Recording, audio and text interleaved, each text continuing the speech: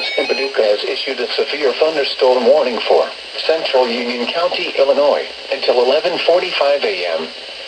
At 11:09 a.m., a severe thunderstorm was located near Jonesboro, moving northeast at 30 miles per hour. Expected hazards include 60 miles per hour wind gusts and half-dollar-size hail. This is a radar-indicated threat. The following impacts are expected. Hail damage to vehicles is expected. Expect wind damage to roofs, siding, and trees. Locations impacted include Anna, Jonesboro, Cobden, and Ware. This includes Interstate 57 in Illinois between mile markers 30 and 38. Repeating, a severe thunderstorm warning has been issued until 11:45 a.m. for the following county: Union, Illinois,